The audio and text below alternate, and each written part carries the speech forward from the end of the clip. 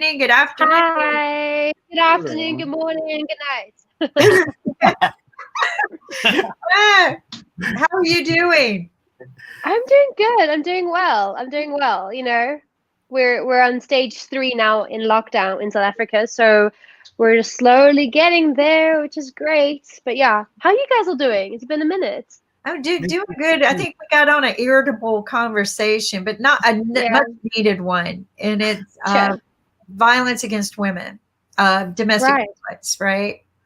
But it's not just women. And this is what I liked about Joe Biden when he wrote that law. And then years later, he changed it because he realized men are too. Like you were saying, Rakesh, the Samoya women can be just as tough.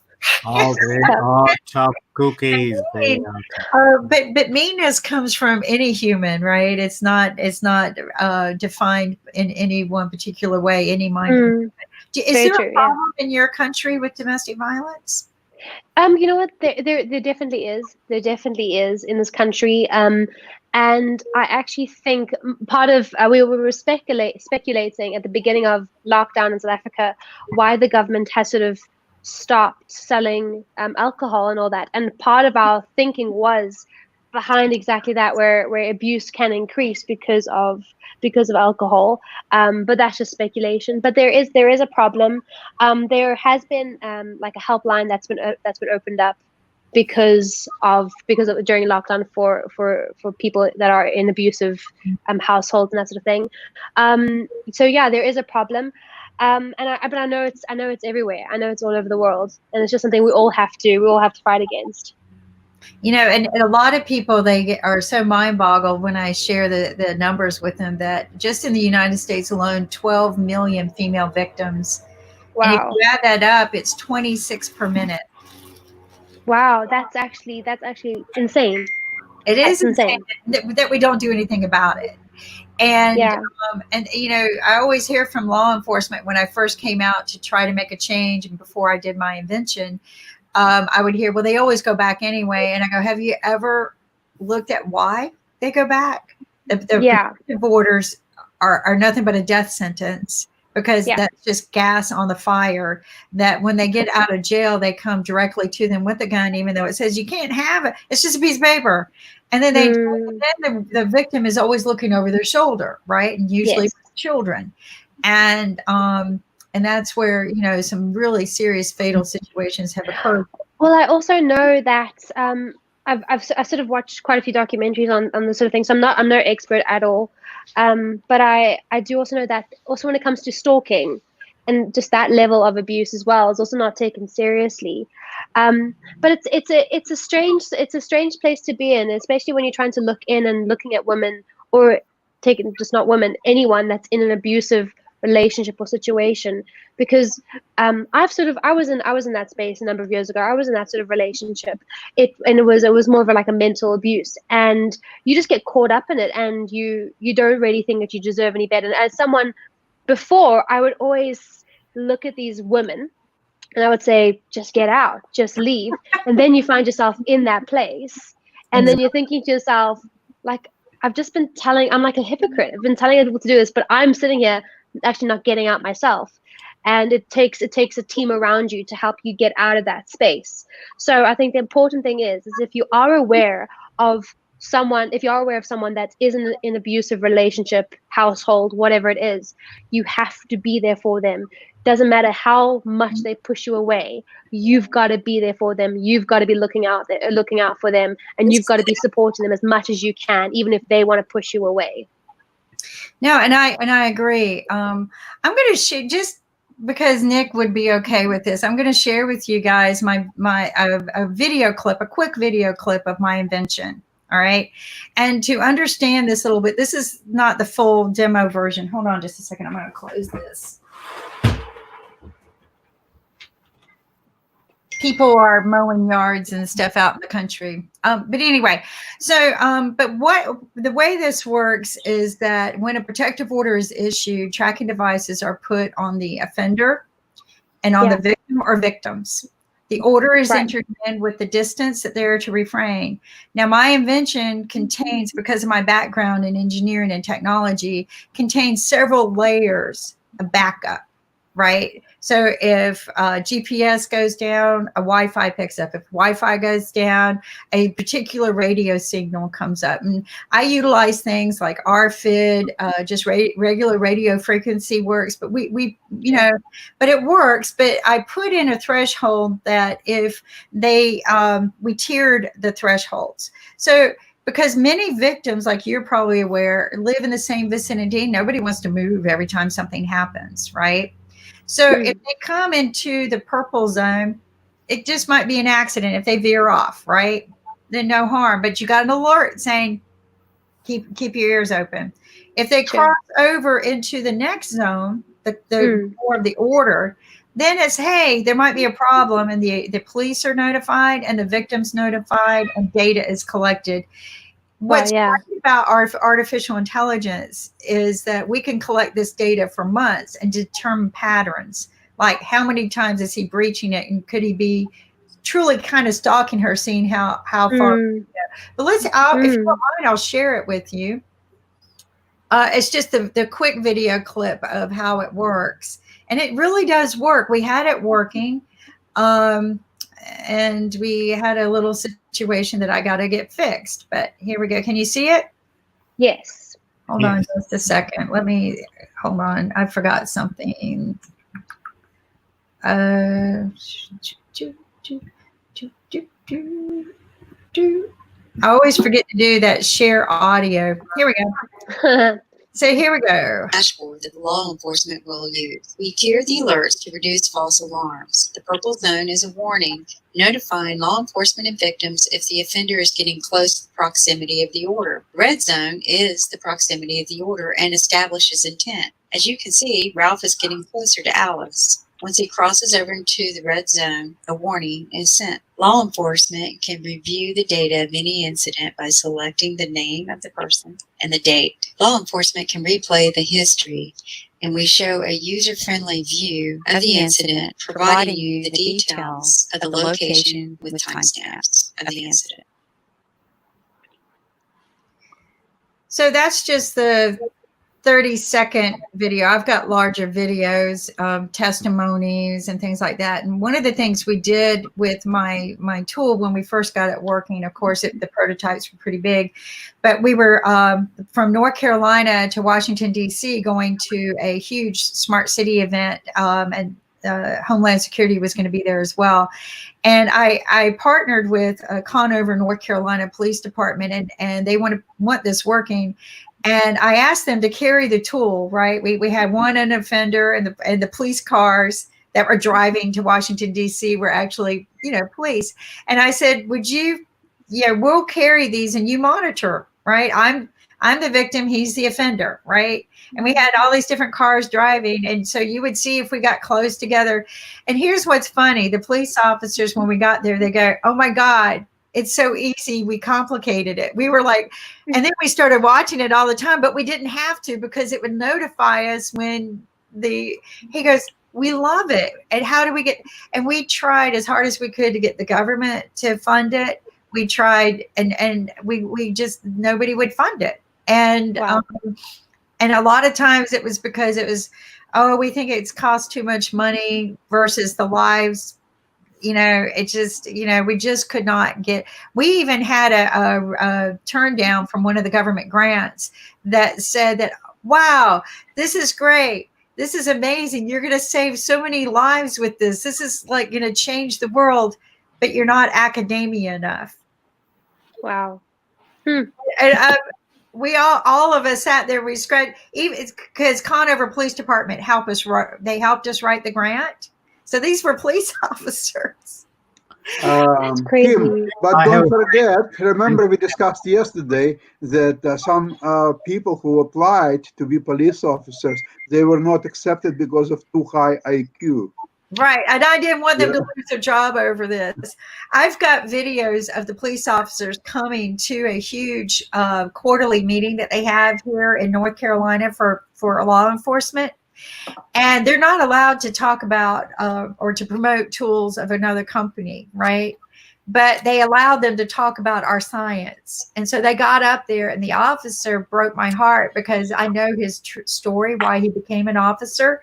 And he usually doesn't share that with the world, but he said, I feel like my story needs to be told. And see, there, he grew up in a family where his uncle, they, out in the country, kind of lived together, right? And his uncle was a very bad offender. And he went to jail one night. That they lock you up for a night or two to cool you down. And he broke out, got drunk, and went to the woodshed when he got to the house and took out the axe and started killing everybody in the family. Wow.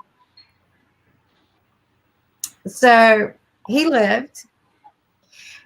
It's not a story he wants the world to know because he doesn't want the world to, but he told us in front of everyone. And he sat there and he said, this invention will save the world. And it will give me a tool I need to protect us as well. But it also will give evidence to support many other things. So, we try to get it pushed through certain factors of Homeland Security to use for other reasons. And it was brought back from certain leaders that this is cost too much money. And it was only like, we were only going to charge $5 per day per wear. That's less than a cup of coffee, right? That's less than Starbucks. But they also came back and said that it would violate officers' rights, that it's not fair for them to, because most officers have elected to wear it themselves.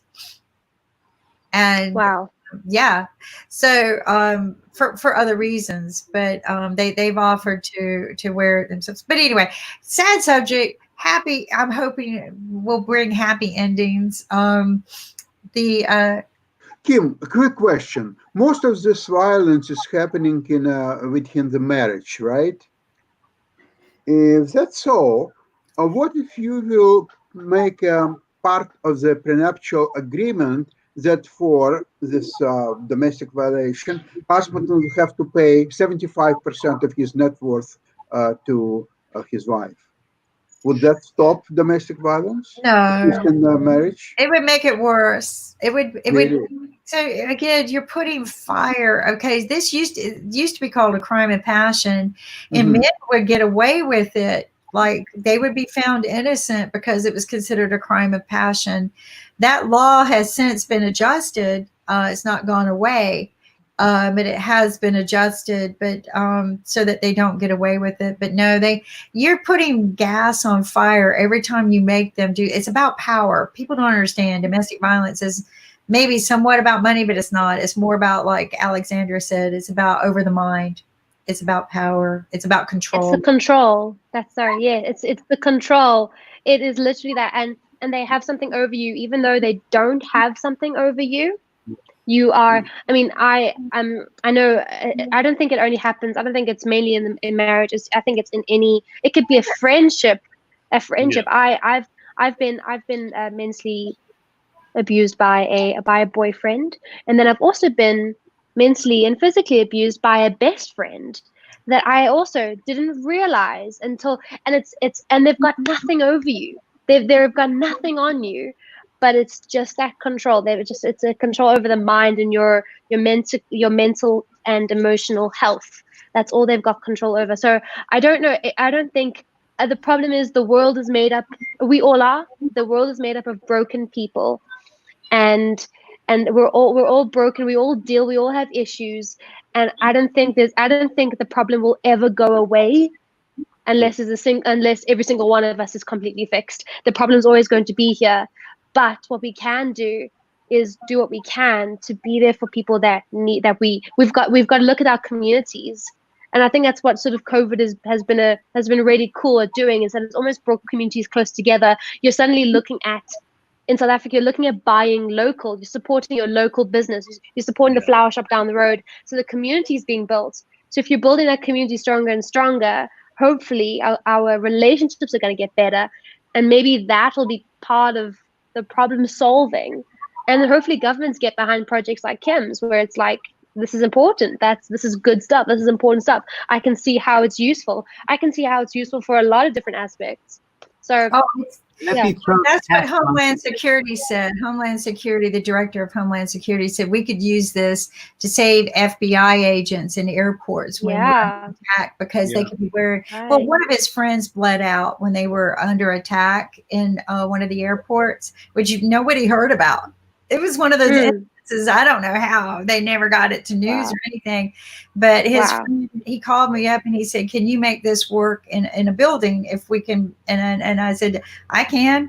You know, the Z-axis hasn't been solved yet, but we'll solve it. And we solved it in less than 3 months. But again, the government wasn't buying it. So I spent a lot of money making things work that didn't get funding. But it's not that big of a deal. It works. This is what I tell people. It works. Sure.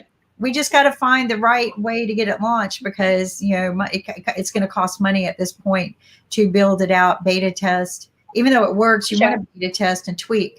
But the thing is that the answers are there. It's up to us as people to make it happen. And this is what I was telling somebody the other day when he said, you know, I want my kids to go to school, or somebody said, I want to open up my shop, but they're not letting me open up my shop. And I said, write your own policies and send it to the governor or to whoever your leader is and say, this is proactive action I'm going to take to protect others and myself.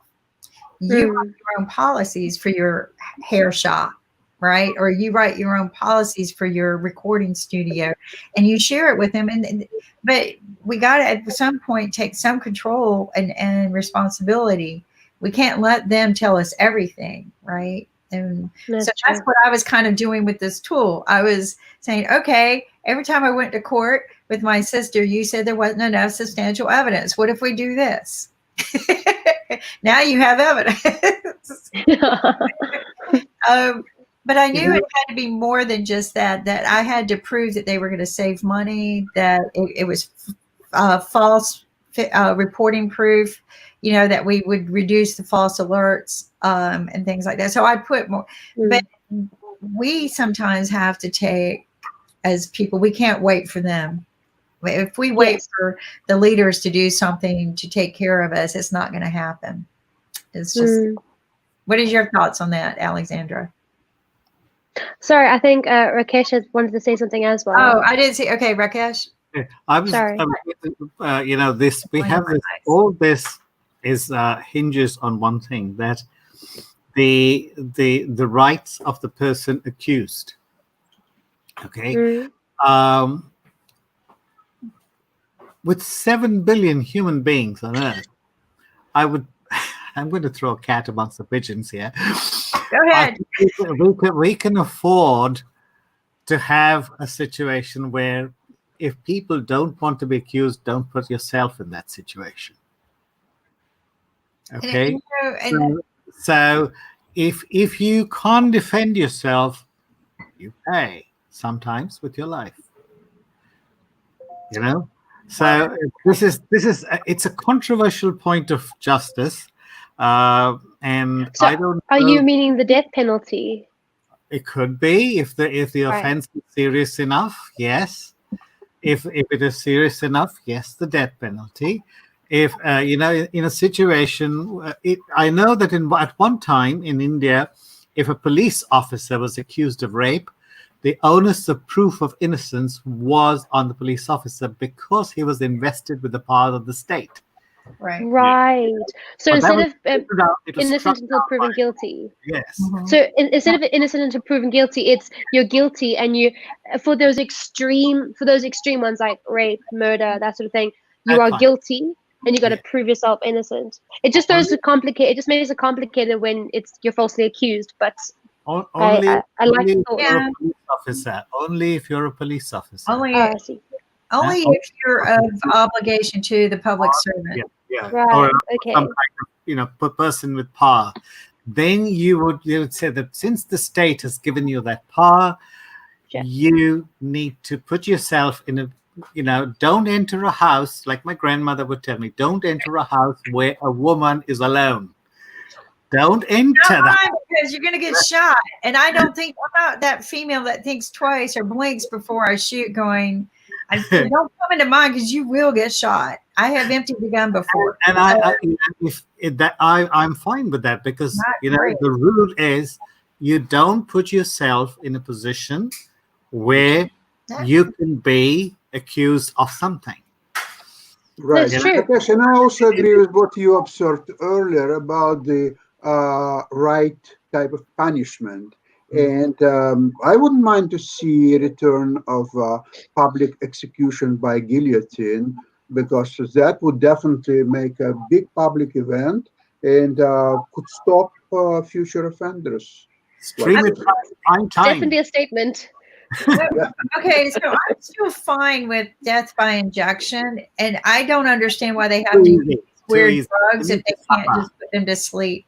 So all too often they go, oh, they exploded right there before us. And I go, what the hell did you inject them with? Why, many people unfortunately commit suicide every day with sleeping pills. Why can't we just do that? Why does it have to be something that makes them explode inside?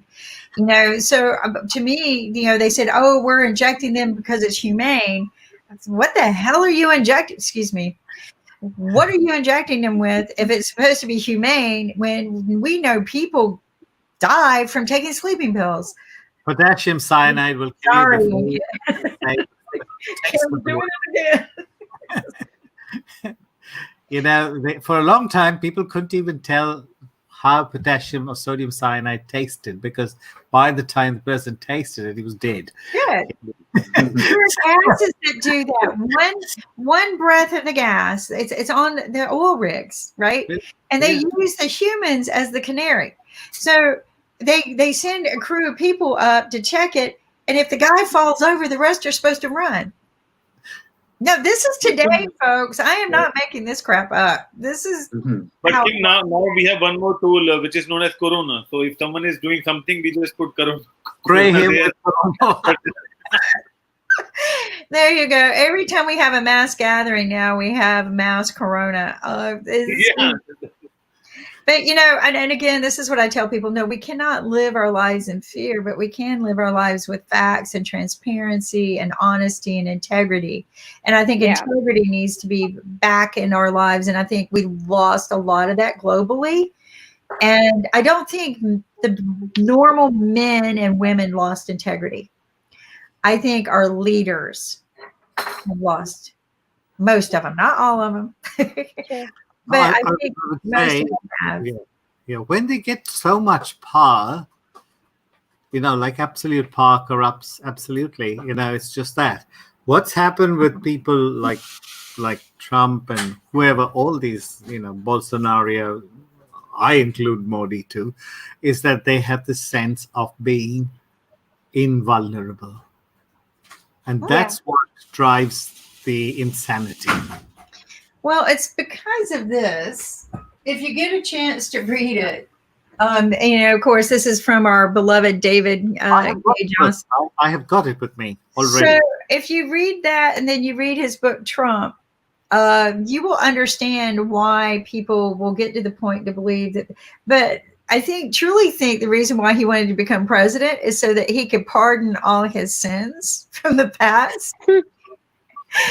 And become immune, right? Have immunity. I agree with you both earlier today, too, that wouldn't it be great to have Obama, even I didn't like his healthcare plan, but have Obama back, right? Not Barack, Michelle Obama. I would love Michelle. I would love. Not Barack. Love her. Barack doesn't have the guts. Michelle Obama. I actually, I have to say, I love watching these documentaries about these powerful people, and I watched this documentary about Michelle, and it was something to do with her husband becoming president, and they said, how did you get him? How were you involved, whatever? And she says, oh, it doesn't matter who I would have married, he would have become president. And I thought, oh, the cheek of that. I loved it. She is. It's on Netflix. I want to watch it. Link it so that we'll play it on IBM TV. We have a very, very powerful video. I want to get it up today sometime. A friend of mine who is a powerful singing voice, Tommy Harris, but he was also a former NFL player, the best defense player, I think, of all times. I'm sure a lot of people will argue with me, and I'm sure they think I say that because he's a friend, but what he is also is a true humanitarian. And I asked him, I said, what kind of voice or message can we get out there to bring peace among what's going on right now? I said, I truly understand the pain and suffering of what everyone has gone through for the past centuries. I said, but we've made some progress. This was the swiftest action of justice I have ever seen in any of these incidences. And instead of punishing people in these riots with innocent people, destroying innocent people's buildings and stuff and burning down towns, how can we bring a voice of peace? And he did it. He did it. He stood up in front of a crowd and he said the most powerful words I have ever heard in my life about it's not about being black. It's not about being white. It is about doing what is right as humans. Oh. And his message is about righteous, the right for us. That word is there for righteous. But it's not, and many times is, and this was a conversation he and I had after we met. I think we talked for 2 hours on this subject. Is, he goes, Kim, I just want to know, how do we get rid of this white black thing? How do we get rid of it? Why does there have to be a difference? And and I agree with him. I mean, when my parents raised me, they raised me to be colorblind. I didn't know the difference between, but we were poor. And in my dad's eyes, we were all equal. But as I grew up is where I started and going to school, and you see that divide, you see the cliques, you see the people talk one way or the other. And that's where I learned what prejudice was all about. And I would tell people, to be honest with you, the white people were prejudiced against the poor people from the other side. They didn't like the fact we were bused into their schools. And the black people didn't like us because they felt like because we're white, we were going to have more opportunity than they were. So I was kind of caught between two worlds that were very challenging. And, and it's everywhere. And this is what I told him. The prejudice is everywhere. And we just have to learn how to unite. And so I was really honored that he sent me his video. We're going to try to play it today. I'd like to see that. Yes. Well, to see him talk to begin with, he's such a quiet person. Mm-hmm. But he's on, he's got a passion for something and he's really speaking out. It's disappointing. Go ahead. And I just wanted to touch on what you were saying, because I love you describing what you grew up experiencing. If I can explain, if I can add in with that as well, is that all right? If I do yes. that? Yes. So in South Africa, my parents, my mom, she was born in Zimbabwe, back then called Rhodesia, but she's English, and my dad is South African. He's Afrikaans, so he's a white. He grew up as a white male in South Africa during apartheid, and apartheid ended in 1995. I was born in 96, so I'm part of the born free generation, which is a huge honor and a privilege, and I believe it's a responsibility. I have a huge responsibility as well. And when I voted, it was this big. When my generation voted, we were the first born free generation to vote at 18, and it was a huge moment for us. I remember that year. And as a white girl who's grown up in that space now, who's still, I mean, there is racism everywhere, and it's in varied degrees. It depends on where, which province, which state, which city, whatever, which house you live in, whatever. But what I found is because I'm South African, I'm African. I'm South African. Hello. So I identify as a South African, but people see South African as only being black people. somebody with black skin, but I am South African. So it's difficult to find that identity when you're white, but you're South African. So it's a tough place to be in, because because my mom was born in my mom's parents were born in England, and and my dad was Afrikaans, which was and the Afrikaans people were the ones that sort of pushed forward apartheid. So you can imagine the turmoil that we have as a family, constantly battling through our history as people. Yes. And so what I've learned to do, and it's an ongoing thing. I don't think we ever just learn something like that and just click out of it. It's an ongoing thing, because you've grown up with years and centuries and decades of history behind you. And as a people, you have problems and you're angry. But what I've tried to do is say, I'm white. Okay. You're black. You have a heritage. I have a heritage. That's it. But I understand you. I respect you as a person. I understand your culture. I want to learn more about your culture. As a South African, I know your history as a black South African. I know my history as a white South African. I know my history as an English South African. I know my history as an Afrikaans. So it's to actually say, I love who I am. I love my history because it's made me who I am today.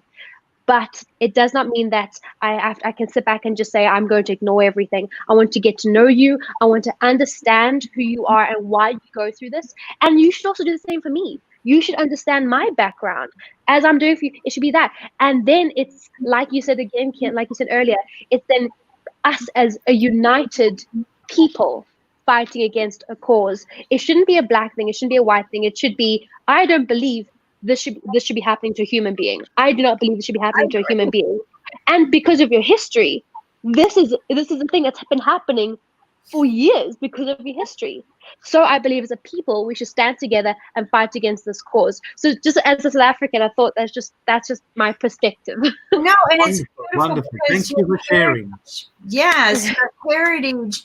And it's like mine. I grew up there was no color. My parents, if we were blind and you just heard the voice, you would seek out what is right. That's what my dad always told me. And when I heard Tommy Harris say this, it's not about black or white. It's about right. What are we doing right as a humanity? And Timothy, hey. I don't know. I'm stuck. Can you see me? Can you hear me? I can hear you, but you're frozen. Yeah, I'm frozen. You need to leave the studio and come back, join again, because I think you're frozen. Yeah, Unless he's a really good ventriloquist.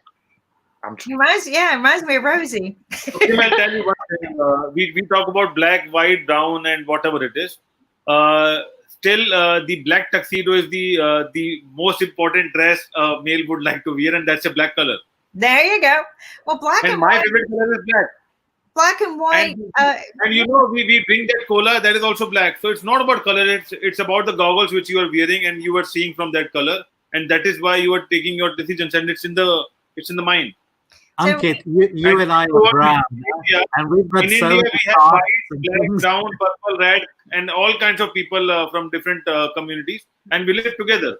So, Ken, you know what was the weirdest experience for me was 2 years ago when I was asked to speak on the Google tour for minorities and Hispanics and blacks for entrepreneurs. Yeah. That was the weirdest experience for me because I'm like, I'm white, blue-eyed, and blonde haired. I'm like the last person they want to see. Why would you ask me? And they liked my experience. Not many people ever heard of who I was. And here I raised all of this money and built businesses. But yeah, but it was a change in life for me in the second part of my life to understand and hear their voices even more than I heard growing up. Right. But I want to share with people something that some members of my family don't like to be disclosed. My great in my heritage, there is Native American and Native African American. And so we are mixed and we are what they called back in the day, mulata. Okay.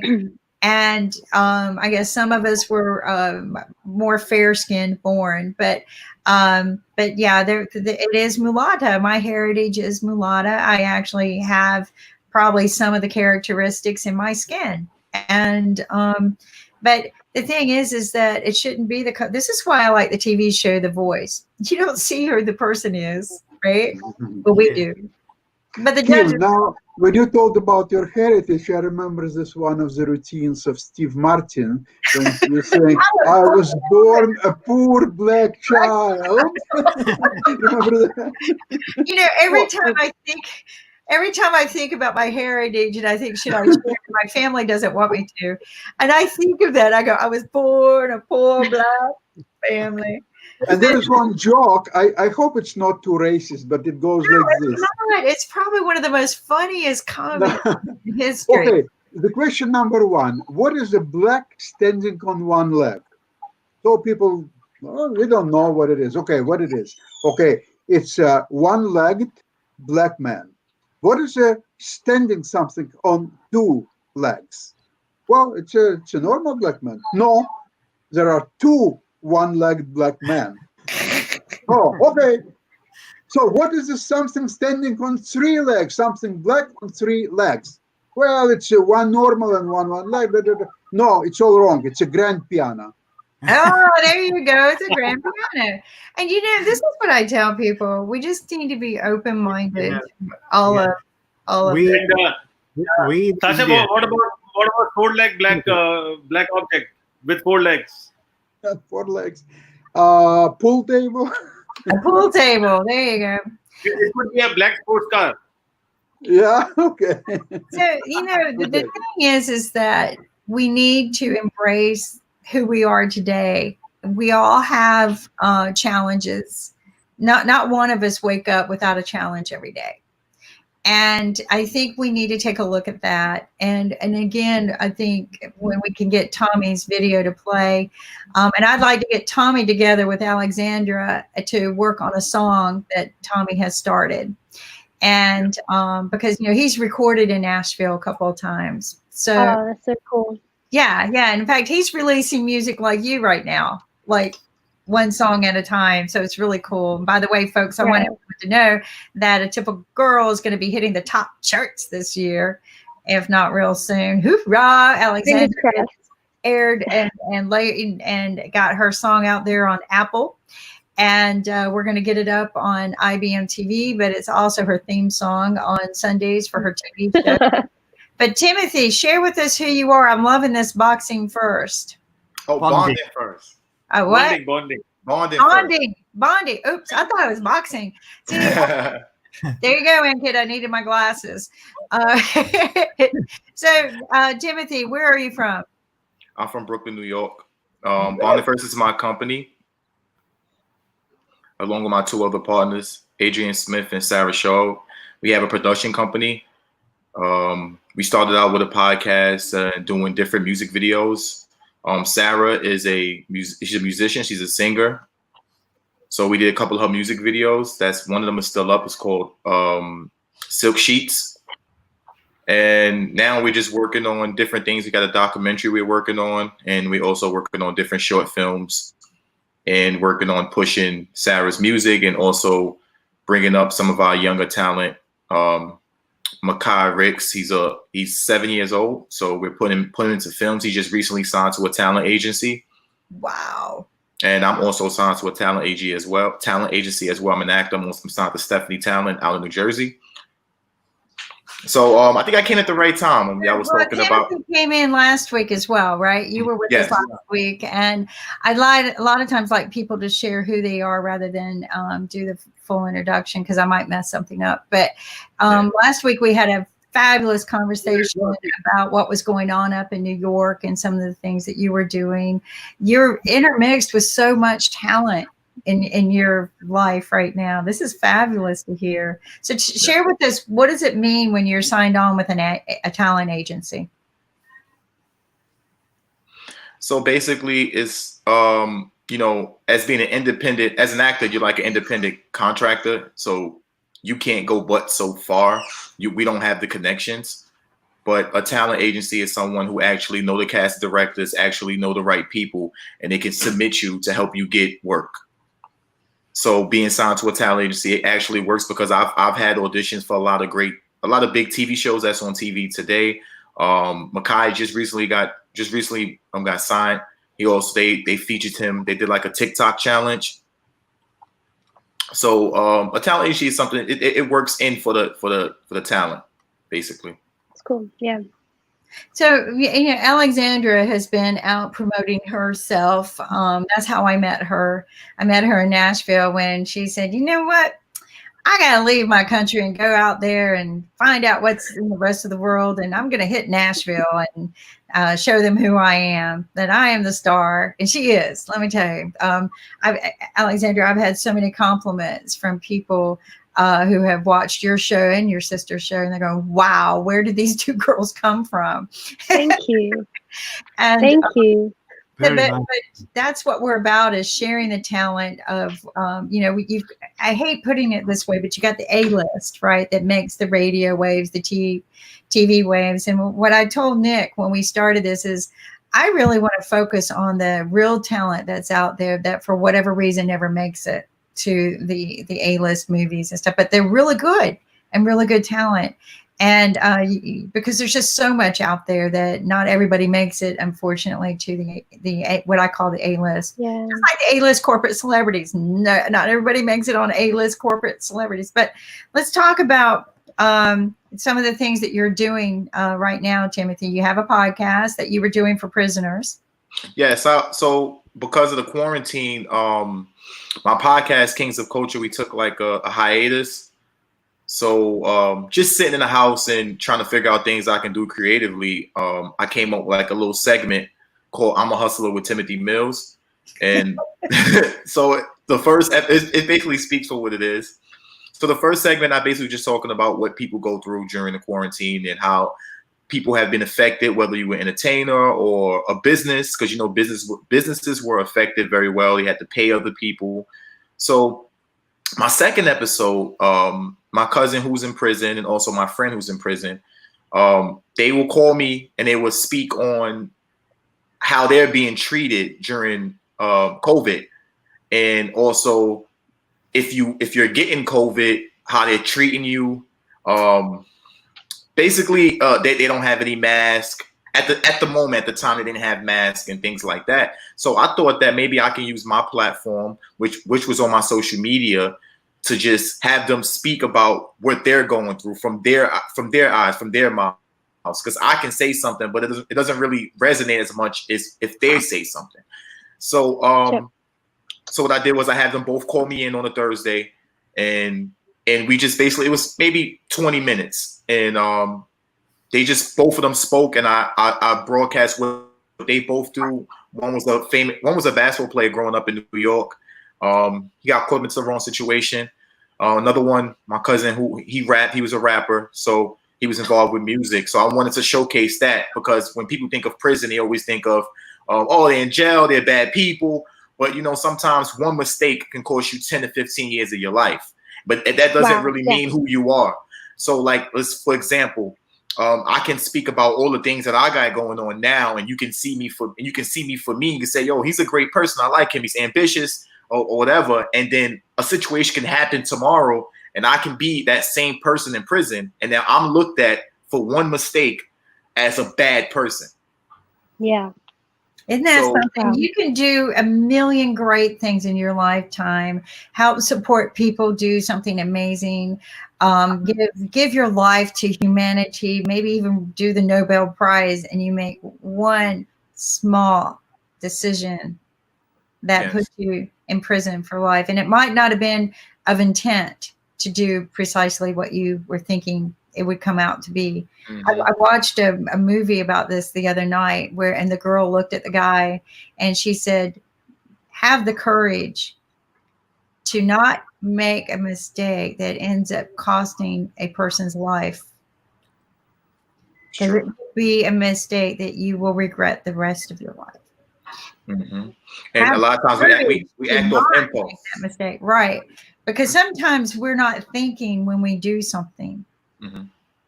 You're right. One mistake can ruin your whole life. Mm-hmm. And it's all they remember. And so they remember just that one thing, and now you're treated like it goes back to, no, I know when I came in, y'all was speaking on the Black Lives Matter and you know, we all being people, we all and basically equality through all. I think I came at the right time because I'm very vocal about that. I have friends, I have white friends, I have Asian friends, I have all type of friends.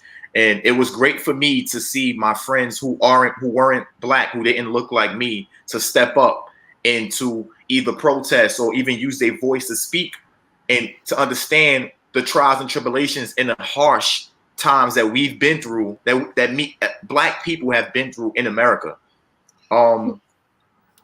It's not understandable by many people, but I can understand it because I went through certain challenging times as well. And the thing is we got to unite. And I don't know if you know who Tommy Harris is, but yes, I know. I do. Yeah. So he sent me a video because I reached out to him and I go, Tommy, we need a voice to calm people. People are, you know, we need to make this right. And I'm trying to get the video up. For whatever reason, it's not going up. But it's the most profound statement. It brought tears to my eyes when I watched it because he goes, here, Kim, here. And he actually went on stage and he said, it's not about Black. It's not about white, but it's about doing right. Doing right. And he's calling it righteous, doing right for us. It is not white or Black, it's righteous. We got to do what's right as a unity. And I think this is a message that needed to be heard around the world, not just, and I joke with people, but I actually heard this from a fabulous Black man on Venice Beach. And he goes out there and he goes, what's the best race? Anybody? Human. The human race. Human race. And you know, what a rally. What a rally. It's about the human race. It's not about you. It's about all of us. And I go, wow. And you know how many times I throw that out to people and they just go, like, they don't even want to. And I go, come on, guys. you know what? Break the walls. While I have attention and people, you know, we're live. So my team and I, yesterday we came up with an idea to get like-minded individuals. Doesn't matter what race you are. We're going to do a Zoom call. No, not Zoom. It's going to be on Google on Thursday, where we're just going to sit down and just have a conversation about what do we want to do to help change as a community. Because a lot of times we look at celebrities and we figure out, well, what are this celebrities doing? What is that celebrities doing? But what are we doing? What am I doing to change things? Exactly. So I think we can do that. I think if anyone wants to be involved, we can send me your email and we'll send a link over. And we want people from all races just to understand that we live here together. We live on this world together. We went through COVID together. We went through Ebola together. We go through wars together. That it needs to be a time we all can be equal. I'm not saying that, I can't speak for the whole Black race, but I'm not saying that if you do harm, you shouldn't go to jail. I'm saying that if a Black man does harm and a white man does harm, we should get the same penalization. It should be penalized the same. Yeah. We were talking about that today. That's the conversation we've been having. Not just that, but to make sure that the penalty fits, right? Yeah. But there is no precedence in law that makes that happen. The reason, I mean, I'm going to tell you, you know, I'm no lawyer, but I read law for passion. Okay. And it is a direct passion of mine. But the law is written in such a way that a judge can determine how he wants to enforce it. So in other words, every sector of the statutes, every sector has loopholes. It always says may, will, can, but not definite. Can, right? It can do this. That's so the judge can come in and weigh in which direction he wants to enforce the law. And have they misused their power? Absolutely. They misuse it every single time, probably, that they get into a situation where it could be a potential racial situation. They have. In this situation, it's so disturbing, should have never happened. But there are a lot of facts that are coming out now that, you know, well, but the right thing happened, and that was we have technology that pushed for the swift hand of justice. Okay. And what people didn't understand was, why did it take so long to charge him? Well, because the laws are written the way they are. If they charged him wrong, or if they misdid a step, his lawyers would come in and get him off. Now, would that have been right? No. Is that right that our laws exist that way? I don't think so. It's meant to make sure innocent people don't go to prison. But has that worked? No, because my first story today was a good friend of the family who went to prison, but based on witnesses, testimonies, and everything, went to death row. He was on death row for a crime he never did. And 10 years later, they found the real criminal, and the story came out. So those laws don't work that way. What they're there for is so that a judge can bend the rules the way he wants. People come in and set precedents. So what we do, you couldn't have said it any better. It is up to us. And this is what I keep telling people. You want to open up your doors for work? Send a letter to the governor and tell him what your policies are. Don't wait for him to tell you when you can open your doors. Tell him how you're going to make sure that you protect the people and yourself. All right. And that's what we have to do as a people. Rakesh said this, and I think Sasha's been saying, there's 7 billion normal people, right? And as Alexandra says, we're all broken. But there are 7 billion people versus the few rulers we have that dictate how we do things. Mm-hmm. But in the United States, it's been manipulated wrong for centuries. Yes. I'm sorry, but also in the United States, what needs to happen of another step in the right direction is to go to the table, because America is the land of the free, right? We say we're the land of the free, and we have different races who live and own things in this country. When the Constitution was made, there were only one race at the table. There need to be groups of leaders from all races to sit at the table and update the Constitution. For one, the black man should no longer be 3/5 of a man anymore. It should be, we are human. One person should be a human being. For two, we should all sit down and just decide what works for this country to be better, to be a better place. If we want to make America great, we need America to understand that we are all humans. We should all be looked at as such. Looks like you read the Constitution. So I think it should all go to artificial intelligence in a way, and we as people put in our problems, and then we have like a real company, people who come in and solve our problems, and artificial intelligence dictates. We're not ready for this yet. I just have some questions for Timothy. Are you the Timothy with the IMDb credentials? Like the real actor? The real actor. You're the real Hollywood producer. Real deal. Okay, because see, what you don't know, Ankit's gone, but in India, okay, they love Hollywood people. I mean, it's like, and so in other words, if I get a person from Hollywood, I go, this guy's got IMDb credentials. Now, I haven't made the Hollywood yet. What? I haven't made the Hollywood yet. You have IMDb credentials, right? Get the Bollywood, and you've made the religion. There's 2 religions. There's Hollywood and there's Bollywood. And see, on our IBM TV channel, Alexandra's in South Africa, Rakesh is in Hong Kong, Alexander Starr is in Canada, when he escapes from Moscow every now and then, and Ankit is from India. So I was going, you're an American, right? Is that the deal, Timothy? Yes. Okay. Now the thing is, there was one. See, I'm trying to read through this. I was in backstage going through this, and now you're not the Timothy who was born in Sri Lanka, were you? No. Okay, so there was another one. Okay, I just the one you showed me was me. You sent me a picture of my headshot. That was okay. Me. All right. Now, do you play basketball? That's the key thing. Yes, I can play basketball. Okay, I don't play basketball anymore, but I can play basketball. Right. Okay. Right. Because there was one. I can't. I'm too short. I tried. You're never too short. You can never say you're too short. You're never too No, short. I honestly, I look taller. I look taller, like in a photo, or whatever. In real life, I'm like down here. Have you seen Spud Webb and Nate Robinson?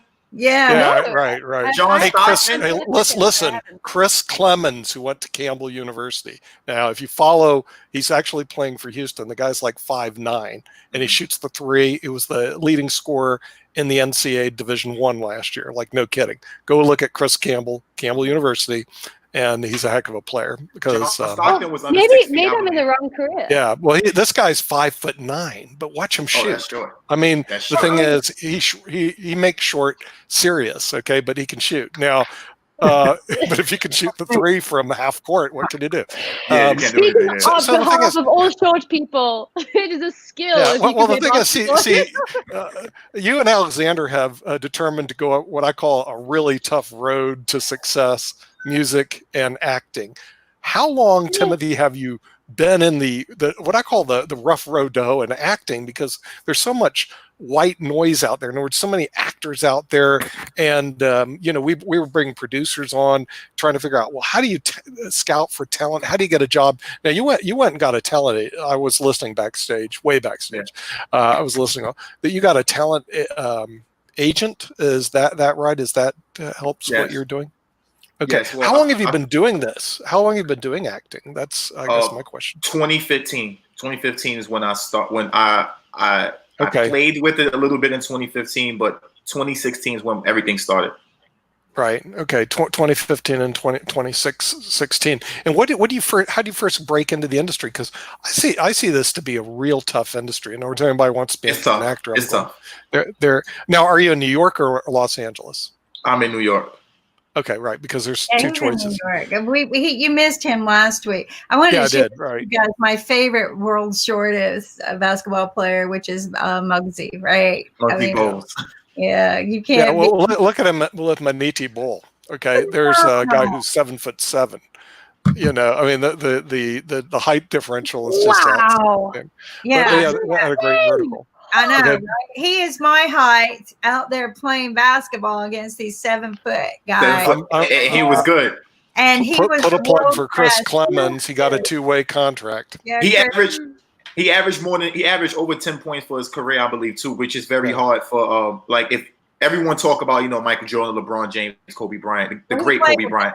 Okay. But this guy averaged 10 points. If you can average 10 points for your career in 7-8 years, you was a good player. Okay. Now you've been in the industry for 5 years or more as an actor. Okay. Now I'm going to ask you a question. Ankit's backstage. He may be listening, but this is a very serious, important question. Do you know who Shadow Khan is? I don't. Oh, Ankit, gotcha, baby. I gotcha, baby. He doesn't know Shadow Khan. Okay. Alexander May, you know who Shadow Khan is, right? Yeah, I just whenever you come on, it's so funny how that's like one of the top questions you ask people. Well, it's because here's the reason why. Timothy, get this. Okay, you live in America. We have a population of what, 300 million. That's pretty good, right? In India, where you're being broadcast, the population is 1.3 billion. They have 1 billion more people than America does. Okay, Ankit sitting backstage, I saw him scowling when because I told him, I said, no one knows who Shadow Khan is. Oh, but he's the most famous and richest actor in the world. Like, he's from India. And he's from India. But the problem is, he's from India. The problem is his movies and his name doesn't get across the pond, or double pond, because you have to go through the Indian Ocean and the Atlantic Ocean. So I told him, I said, look, no one knows who this guy is. And he goes, oh, everybody knows Shadow Khan. He's the most famous person in the world in India. Now, question number 2, since you're an athlete, okay? Cricket. Do you know the rules of cricket?